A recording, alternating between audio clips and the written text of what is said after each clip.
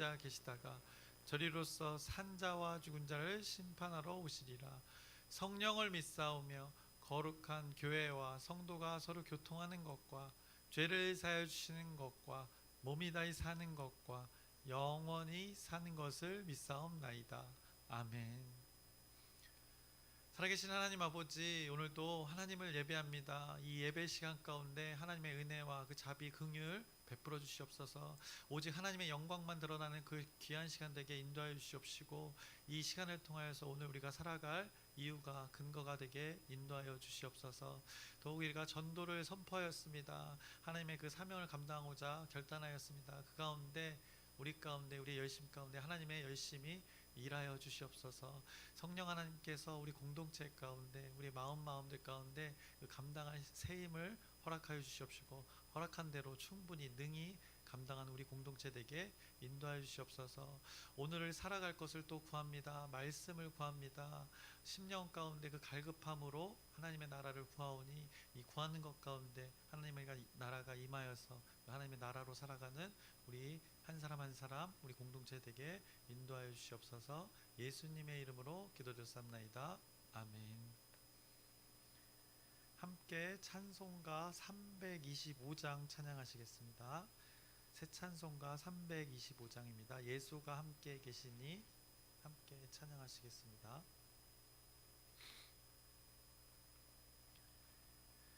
예수가 함께 계시니 시험이 오나 겁없네. 기쁨의 근원 되시는 예수를 위해 삽시다. 날마다 주를 섬기며 언제나 주를 기리고 그 사랑 안에 살면서 딴 길로 가지 맙시다. 이 세상 사는 동안에 주 이름 전파하면서 무한한 복락 주시는 예수를 위해 삽시다. 날마다 주를 섬기며 언제나 주를 기리고 그 사랑 안에 살면서 딴 길로 가지 맙시다. 이 세상 친구 없어도 예수는 나의 친구니 불의한 일을 버리고 예수를 위해 삽시다.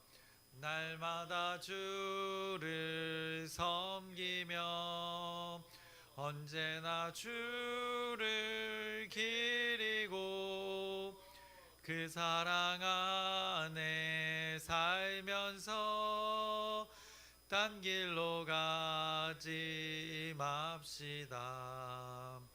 주께서 심판하실 때 잘했다 칭찬하리니 이러한 상급 받도록 예수를 위해 삽시다. 날마다 주를 섬기며 언제나 주를 기리고 그 사랑 안에 살면서 딴 길로 가지 맙시다.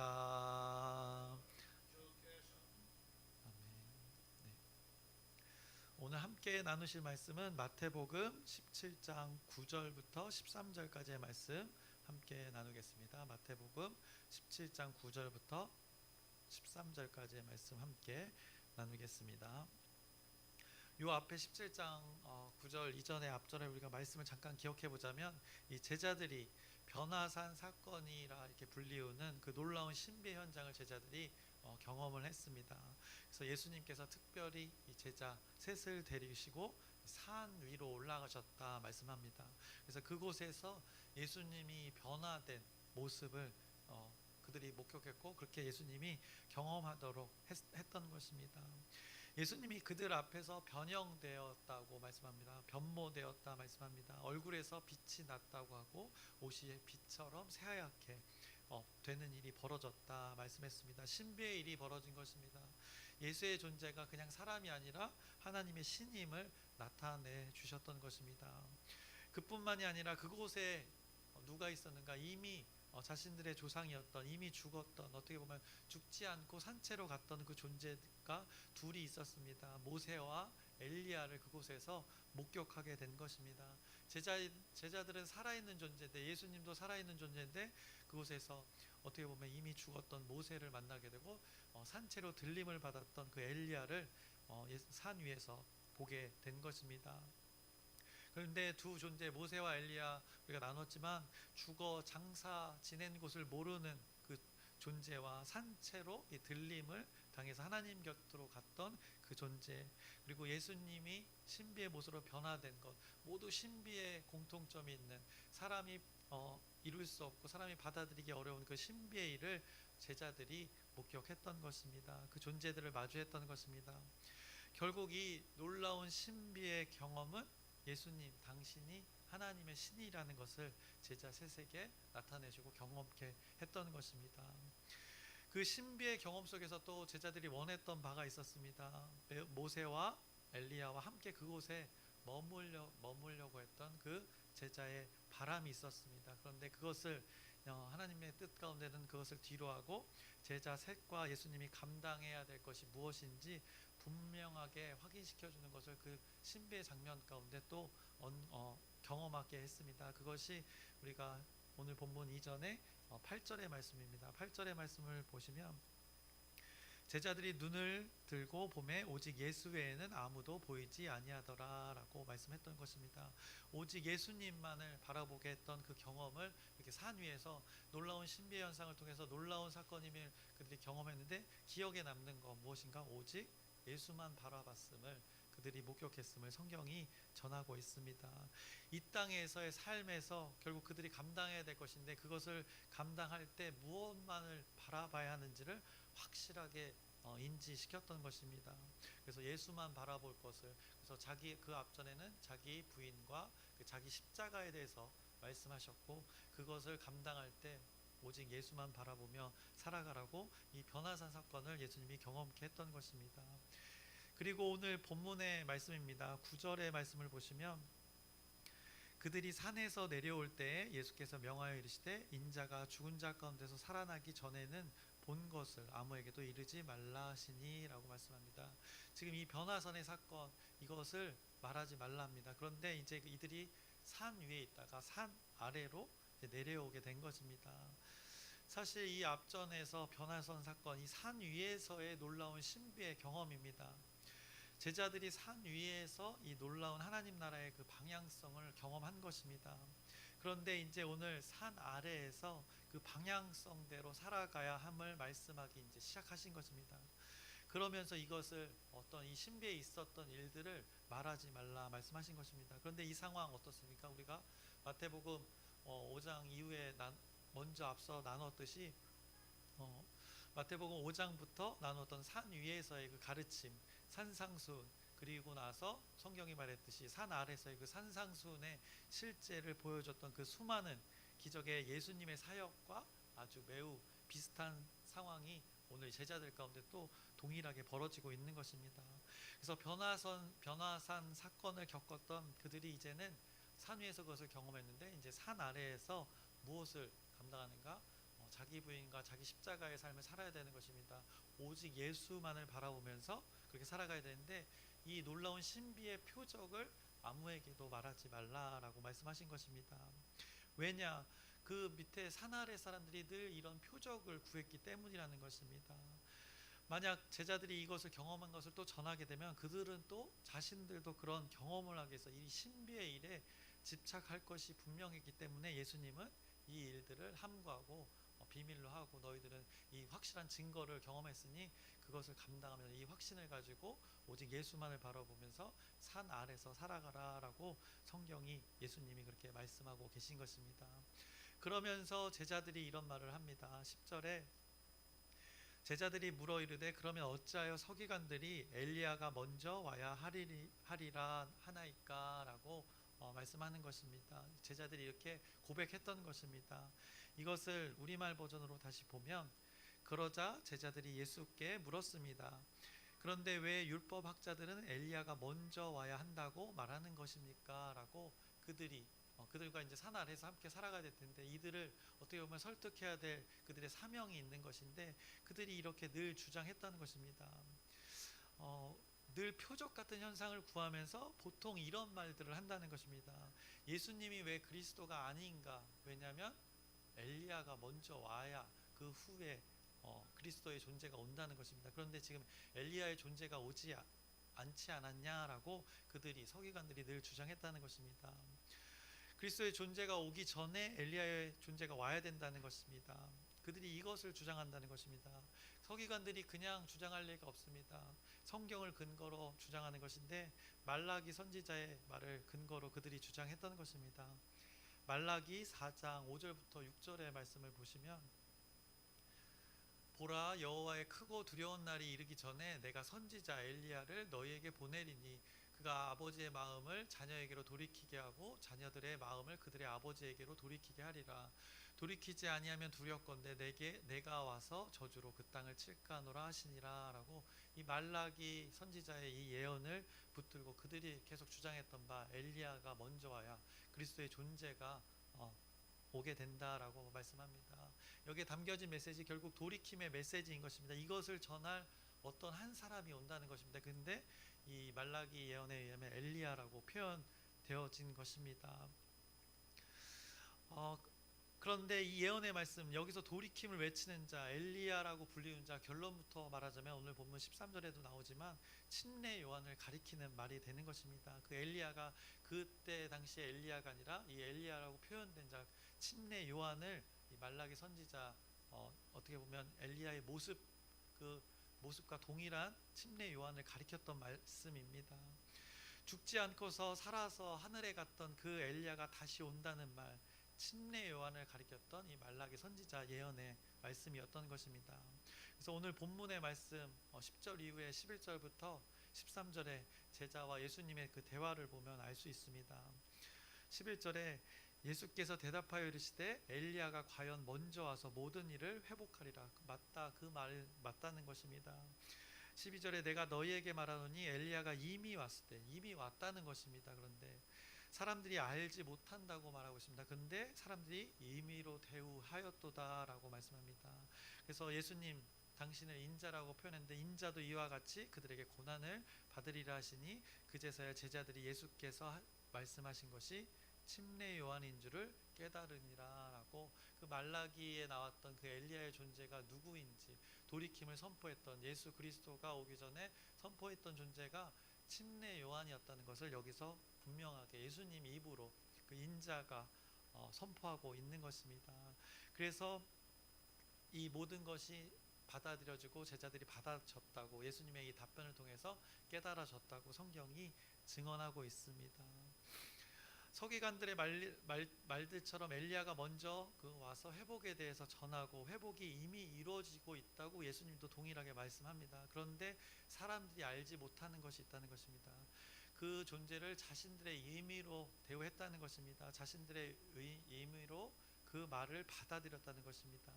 그래서 말라기 선지자의 예언이 실제 엘리야가 온다고 그들이 받아들였던 것입니다. 그런데 예수님이 말하기는 그 존재, 내가 앞서 보낸 그 회개 돌이킴을 외치는 침례 요한이 바로 그 언급되었던 엘리야의 존재이다라고 예수님이 그렇게 말씀하셨습니다. 예수님이 그렇게 말씀하셨기 때문에 우리는 그렇게 받아들이는 것입니다. 서기관들은 그것에 자신들의 의미로 하늘로 올려진 존재가 다시 올 것이라고 생각했는데, 그것의 역할을 감당하는 존재가 이미 침례 요한이 왔던 것입니다.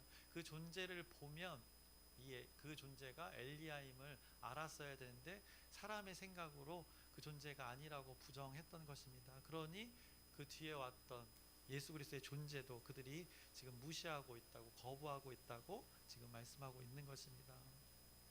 그렇게 침례 요한도 고통을 당해서 죽임을 당했습니다. 그것처럼 본인도, 인자도 동일하게 고난 받을 것을 지금 예고하고 있는 것입니다. 그렇게 그것을 말씀하면서 예수님의 고난도 지금 같이 선포하고 있는 것입니다. 그랬더니 어떻습니까? 이 말씀의 퍼즐이 딱딱 맞아 떨어지는 것입니다. 그래서 제자들이 그제서야 제자들이 예수께서 말씀하신 것이 침례 요한인 줄을 깨달았다라고 고백하는 것입니다. 말라기 말씀의 엘리야, 그리고 자신이 보았던 이 제자들이 변화산에서 봤던 엘리야가 있습니다. 아, 거기 있었지라고 또 생각하는 것입니다. 하늘에 잘 계셨던 엘리야가 있고, 그리고 얼마 전에 자신들과 지내다가 죽었던 그 침례 요한이 있었고, 그리고 지금 여전히 인자라는 존재가 자신과 함께 다니는 그 예수라는 존재, 그리스도가 맞구나. 이 퍼즐이 이 제자들은 한 번에 맞춰지는 것을, 이 한 번에 경험한 것을 오늘 성경이 말씀하고 있는 것입니다. 그래서 그들이 깨달았다라고 성경이 전하고 있는 것입니다. 그래서 산 위에 가서 놀라운 신비의 경험으로 하늘에 있던 엘리야의 존재를 확인함으로써 산 아래에서 이 깨달음이 이어지는 것을 성경이 말씀합니다. 산 위에서의 경험으로 산 아래에서 이제 확신으로 살아갈 수 있는 것입니다. 그렇게 예수님은 산 위에서 어떤 것들을 확인하게 하고 또 깨닫게 하고 방향성을 이렇게 제시해 주시고 증거를 제시해 주시고 믿음의 근거를 이렇게 경험케 하시고 이제 이 사람들이, 제자들이 산 아래서 믿음으로 살아갈 수 있도록 이 올바른 방향성과 그 온전한 그것을 가지고 확실한 경험의 근거를 가지고 산 아래서 그 하나님의 방향성대로 하나님 나라의 가치관으로 살게 하는 그 일들을, 이 과정들을 지금 마태복음이 전하고 있는 것입니다. 오늘 이 아주 짧은 말씀입니다. 이것을 우리에게 적용해 보는 것입니다. 우리의 상황은 다 다르지만 이 원리를 우리에게 적용하는 것입니다. 그럼 우리에게 산 위에서의 그 경험은 무엇일까 생각해 보는 것입니다. 각자가, 여러분들이 그 경험들이 있을 것입니다. 하나님과의 관계 속에 이루어진 그 경험들이 있습니다. 제자들과 하나님과의 관계의 경험을 샘플로 오늘 보여주시는 것입니다.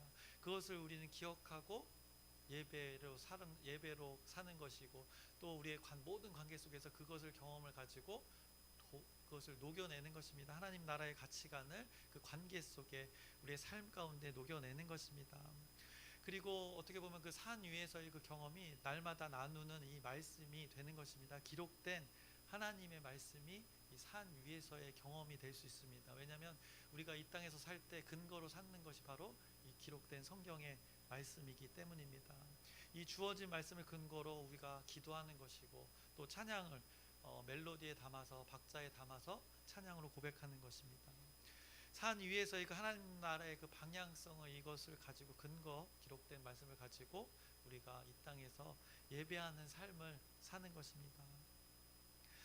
변화산 사건으로 이야기하자면 예수님과 모세와 엘리야가 존재하고 있다는 그 근거를 이들이 경험했습니다. 하나님과 사람과의 관계가 이루어진 그 현장을 그들이 목격했던 것입니다. 그것의 그대로의 성경의 기록이 우리에게 주어진 것입니다. 하나님 가치관이 담겨져 있는 그 기록이 우리에게 주어진 것입니다. 이것을 근거로 또 우리가 삶 속에서 살아가는 것입니다. 마치 마태복음 5장에 나왔던 그 산상수훈이 있습니다. 그 산상수훈의 가르침이 우리는 또 근거가 되는 것입니다. 그것을 가지고 제자들이 그때 당시에 많은 무리들이 산상수훈을 가지고 산 아래 내려서 살았던 것처럼 우리는 기록된 이 하나님의 말씀을, 가치관을 가지고 우리 많은 관계 속에, 사람과의 관계 속에 모든 현상 가운데 그것으로 사는 것입니다. 그것이 예수님은 어떻게 벌어졌는가? 산 위에서 그 가르침이 실제로 기적으로 베풀어진 것을 우리가 수없이 지금 마태복음 17장에 올 때까지 확인했던 것입니다. 이 과정, 이 원리를 성경은 계속 얘기하는 것입니다. 예수님은 이 원리를, 하나님 나라의 그 원리를 계속 우리에게 알려주고 계시는 것입니다. 그것의 또 요약판이 바로 오늘 본문의 말씀이 되는 것입니다. 그래서 제자들이 이제 산 아래서 하나님 나라를 증명하며 살아야 되는 것을 말씀합니다. 그래서 자기 부인, 자기 십자가, 그리고 오직 예수만 나타난 것을 경험하고 이제 자기 부인과 자기 십자가의 실제의 삶을 살아가는 것을 이제 성경이 또 이후에 말씀합니다. 그런데 거기서 늘 하나님 나라와 연결되어지는 요소가 무엇인가? 믿음인 것입니다. 믿음. 그래서 이제 내일 우리가 나눌 말씀에서도 이제 믿음에 대해서 또 예수님이 언급하시는데, 결국 오늘 우리가 질문을 하면서 설교를 마치려고 합니다. 결국 우리가 산 아래서의 삶을 살아가게 되는 것입니다. 산 위에 우리가 주어진 이 기록된 성경의 말씀으로 이제 산 아래서 많은 사람과의 관계 속에서 하나님과의 관계의 그 증거들을 가지고 살아갈 것인데, 여러분은 그러면 어떻게 이 하나님 나라를 증명하며 살아가게 가시겠습니까? 결국 하나님을 믿는 믿음을 우리는 산 아래에서 우리 많은 일상의 삶에서 증명하는 것입니다. 마태복음이 그것을 계속 말씀하고 있기 때문입니다. 하나님을 믿는 믿음을 증명하는 삶이 무엇인지 이 질문을 통해서 잘 다시 한번 정립해 나가고 그것을 증명해내는 삶을 한번 무엇인지 기억해 보셨으면 좋겠습니다. 왜냐하면 각자 처한 상황이 다 다르기 때문입니다. 결국 하나님 나라의 가치관으로 살아가는 것입니다. 세상의 가치관, 사람의 말, 그럴싸한 말로 살아가는 것이 아니라 결국 예수님이 말씀하셨던 그 산상수훈의 말씀을 여러분들이 붙드셨으면 좋겠습니다. 그래서 마태복음 5장 3절 말씀 잠깐 우리가 확인해 보자면 이렇게 말씀하고 있습니다. 심령이 가난한 자는 복이 있나니 천국이 그들의 것이며, 심령이 가난한 자로 우리가 살아야 할 것입니다. 애통하는 자는 복이 있다고 합니다. 애통하는 자로 우리가 살아가는 것입니다. 5절에 온유한 자에 대해서 말씀하고 있고, 6절에 의에 줄이고 목마른 자에 대해서 말씀합니다. 7절에 긍휼히 여기는 자에 대해서 말씀하고 있고, 8절에 마음이 청결한 자라고 말씀하고 있습니다. 9절에 화평하게 하는 자에 대해서 말씀하고, 10절에 의를 위하여 박해를 받는 자에 대해서 말씀하고 있습니다. 결국 이것으로 말씀하면서 12절에 기뻐하고 즐거워하라, 이것으로 즐거워하면서 기뻐하면서 살으라고, 우리 모든 일상의 삶에서 이것으로 살아가라 말씀하십니다. 이것이 우리의 사명이 되는 것입니다. 이것을 경험한 자는 어떻게 하는가? 우리가 전도를 선포하지만 결단하지만 이것을 전하기 위해서 주체할 수 없는 그 하나님의 마음을 가지고 전할 수밖에 없는 것입니다. 누가 시켜서 하는 것이 아니라 교회라면 당연히 이 일들이 이루어지는 것입니다. 흘러 넘치는 것입니다. 내가 하나님의 마음이 차고 넘쳐서 흘러 넘침의 일들이 벌어지는 것입니다. 그래서 우리가 이 따뜻한 봄에 감당하고자 했는데 이 하나님 마음이 부어지면 아마 부어주고 계실 것입니다. 그래서 흘러 넘치는 일들이 이 지역으로, 우리 사거리로, 성지의 약국으로, 아크폴의 사거리로, 우리 각자의 관계 속으로 흘러갈 텐데, 우리가 이 말씀을 근거로 살아갈 때 이루어진다는 것을 오늘 이 말씀으로 우리가 적용해 봤으면 좋겠습니다. 그래서 이 말씀을 기억하면서 우리 일상의 삶 속에서 하나님의 가치관으로 기뻐하며 즐거워하는 여기 모인 한 사람 한 사람, 또 우리 공동체 되기를 주님의 이름으로 축원합니다. 기도하겠습니다. 살아계신 하나님 아버지, 기록된 말씀으로 또 우리의 삶을 적용해 봅니다. 그 산 위에서의 그 하나님의 말씀의 그 경험이 우리 산 아래에서 우리 모든 관계 속에서 이루어지길 소망합니다. 그것이 기적으로 나타나게 하시옵소서. 그 기적이 무엇인가? 하나님을 알지 못하는 자들이 우리를 통하여서 하나님을 알게 되는 그 놀라운 기적이 일어나게 인도하여 주시옵소서. 하나님의 나라가 우리 공동체를 통하여서, 여기 모인 한 사람 한 사람을 통하여서 확장되어지고 전파되어지는 그 놀라운 그 복음의 역사가 전파되는 그 귀한 시간들이 우리를 통하여, 이 시간을 통하여 이루어지게 인도하여 주시옵소서. 그것 가운데 우리 연약한 것 있지만 하나님께서 붙들어 주시옵시고 주가 일하셔서 이 모든 것들을 주관하여 주시옵시고 감당케 인도하여 주시옵소서. 예수님의 이름으로 기도드렸사옵나이다. 아멘. 하늘에 계신 우리 아버지여, 이름이 거룩히 여김을 받으시오며 나라의 마옵시며 뜻이 하늘에서 이루어진 것 같이 땅에서도 이루어지이다.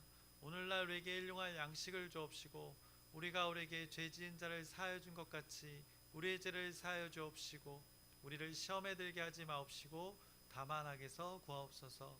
나라와 권세와 영광이 아버지께 영원히 있사옵나이다. 아멘.